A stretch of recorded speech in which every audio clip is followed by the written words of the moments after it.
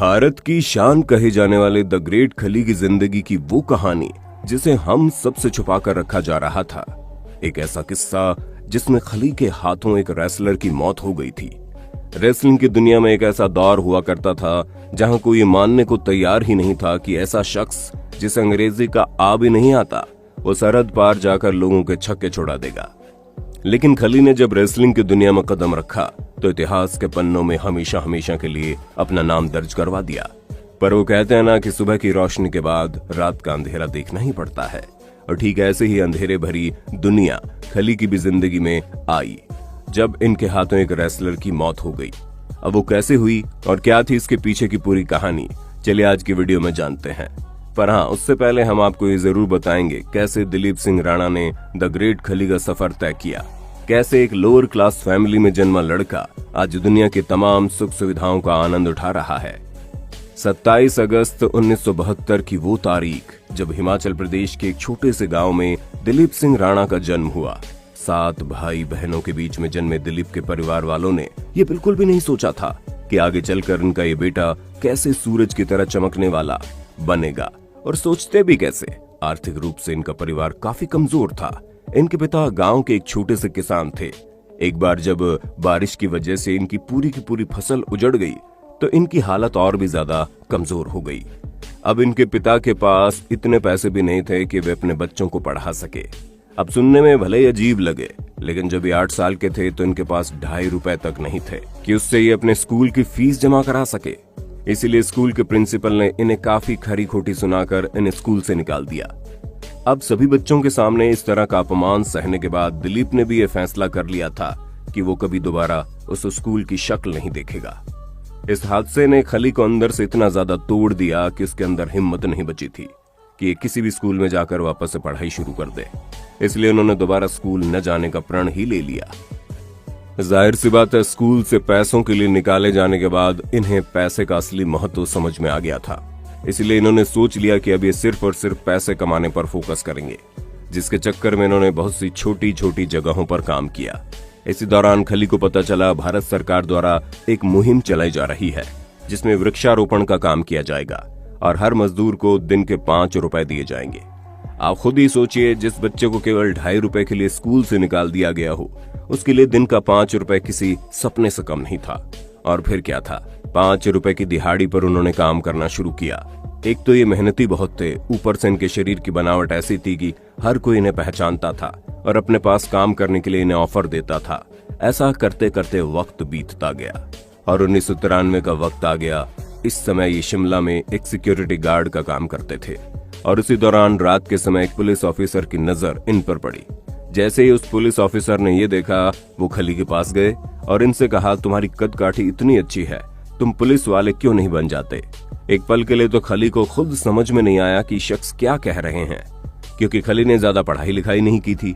पर फिर बाद में इन्हें समझाया गया कि इनकी कद काठी को देखते हुए इनका कम पढ़ा लिखा होना नजरअंदाज किया जा सकता है। और वो दौर भी ऐसा था कि लोग सरकारी नौकरियों के पीछे इतना ज्यादा नहीं भागते थे और न ही इतना ज्यादा कंपटीशन था। एक बार पुलिस की नौकरी मिलने के बाद इनकी पैसों की दिक्कत तो दूर हो गई और ये बड़े अच्छे से अपने घर का पालन पोषण कर सकते थे। इसलिए नौकरी के साथ साथ इन्होंने बॉडी बिल्डिंग पर फोकस करना शुरू कर दिया। धीरे धीरे बॉडी बिल्डिंग में इतनी ज्यादा महारत हासिल कर चुके थे कि हर कोई इन्हें जानने लगा। तभी 1998 का वक्त आया। यही वो समय था जब टीवी पर WWF रेसलिंग की शुरुआत हुई। हालांकि बाद में इसका नाम बदलकर WWE रख दिया गया। खली ने जब इस रेसलिंग को पहली बार टीवी पर देखा तो ये उसे देखकर इतना ज्यादा प्रभावित हुए कि इन्हें भी रेसलिंग करने का चस्का चढ़ गया, जिसके बाद उन्होंने रेसलिंग की प्रैक्टिस करनी शुरू कर दी। और टीवी में जैसे जैसे दांव पेच दिखाए जाते थे, ये वैसे वैसे उन्हें करके अपने आप को ट्रेन करते थे। खली ने धीरे धीरे लोकल लेवल पर रेसलिंग करना शुरू कर दिया, जिस वजह से लोग इन्हें और ज्यादा जानने लगे। पर फिर इनकी जिंदगी में ऐसा मोड़ आया जिसकी कल्पना इन्होंने कभी नहीं की थी। APW यानी कि ऑल प्रो रेसलिंग ने खली को प्रस्ताव दिया कि आप अमेरिका आकर रेसलिंग की पूरी ट्रेनिंग लीजिए। ये चीज खली के लिए किसी सपने से कम नहीं थी। पर अब इनके सामने सबसे बड़ी दिक्कत ये थी कि वो अपनी सरकारी नौकरी को छोड़कर नहीं जाना चाहते थे, क्योंकि अगर एक बार नौकरी छूट जाती तो क्या पता रेसलिंग की दुनिया में इनका सिक्का न जमता और बाद में इन्हें वापस आना पड़ता तो ये पहले की तरह बेरोजगार हो जाते। इसी असमंजस में खली ने काफी दिन गुजार दिए, पर फिर इन्हें एहसास हुआ कि अगर ये खुद पर विश्वास रखेंगे तो अपनी जिंदगी में कुछ न कुछ तो कर ही लेंगे। इसलिए इन्होंने नौकरी छोड़कर अपने सपने को अपनाना जरूरी समझा। अब अमेरिका जाने के बाद धीरे धीरे खली को यह एहसास होने लगा कि यहाँ आकर इन्होंने शायद कोई गलती कर दी है, क्योंकि 7 फुट के खली को रहने के लिए केवल 6 फुट का कमरा दिया गया। इनकी दूसरी सबसे बड़ी दिक्कत ये थी कि इन्होंने अंग्रेजी बिल्कुल नहीं सीखी थी, इसलिए अपनी बात वहाँ के लोगों को ठीक तरह से समझा भी नहीं पाते थे। पर जैसे तैसे खली मैनेज करते रहे और रेसलिंग की ट्रेनिंग लेते रहे और आखिरकार वो वक्त आ गया जिसका खली को बेसब्री से इंतजार था। साल 2000 में APW द्वारा खली को पहली बार प्रोफेशनल रेसलिंग लड़ने का मौका मिला और इस मैच में इन्होंने ऐसा परफॉर्मेंस दिया कि इनका नाम द जेंट सिंह पड़ गया। इतना ही नहीं, इनकी परफॉर्मेंस को देखते हुए इन्हें WCW में भी शामिल कर लिया गया। दोस्तों, ये उस समय की बहुत बड़ी रेसलिंग कंपनी थी और यहाँ तक पहुंचना हर एक रेसलर का सपना हुआ करता था। पर खली का यह सपना तब चकनाचूर हुआ जब साल 2001 में द ब्रायन ऑंग के साथ ट्रेनिंग कर रहे थे। तभी ट्रेनिंग के दौरान ही इन्होंने ब्रायन ऑंग को 2 बार रिंग में घुमाया और फिर उस रेसलर के साथ इन्होंने एक ऐसा दांव खेला जिसके कारण उसका सिर मैट से टकरा गया और ब्रायन वहीं गिरकर बेहोश हो गए। बेहोश होने के तुरंत बाद जब उसे अस्पताल पहुंचाया गया तो कुछ ही घंटों में उसकी मौत हो गई।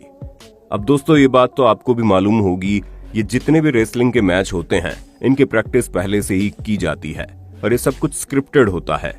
इन सब के बावजूद रेसलर को कई सारी चोटों का सामना करना पड़ता है, पर किसी की मौत हो जाना बहुत बड़ी बात थी। इस हादसे के बाद रेसलिंग की दुनिया में खली की बहुत बदनामी हुई और हर कोई इन्हें कातिल की नजरों से देखने लगा। बड़े बड़े रेसलर्स खली से दूर भागने लगे थे, कोई भी खली के साथ मैच नहीं खेलना चाहता था। ये समझ लीजिए, ये दौर खली की जिंदगी का सबसे मुश्किल दौर था, जहां एक पल के लिए तो खली को लगा कि उसका पूरा करियर खत्म हो गया और इन्हें वापस भारत जाना पड़ेगा। तभी एक दिन अचानक से इनकी किस्मत ने फिर पलटी मारी और इसी बीच खली को मैक्सिको और जापान में रेसलिंग करने का मौका मिलता है। पर सोने पर सुहागा तो तब होता है जब ब्रायन की मौत की जांच पूरी होती है और तब पता चलता है कि रेसलिंग करने के लिए बिल्कुल भी फिट नहीं थे और इसी वजह से हल्का सा प्रेशर पड़ने पर इनकी हालत नाजुक हो गई और ये मर गए, जिसके पीछे खली का कोई हाथ नहीं है। वो तो APW के प्रेशर की वजह से ब्रायन को मैच लड़ना पड़ा और इसी कारण ब्रायन के परिवार वालों ने APW के खिलाफ मुकदमा दर्ज करवा दिया और इस पूरे मामले में खली को क्लीन चिट दे दी गई। ये खबर अपने आप में बहुत बड़ी थी और फिर वो वक्त आया जिसका इंतजार खली को बरसों से था। आखिरकार WWE ने द ग्रेट खली को साइन कर लिया।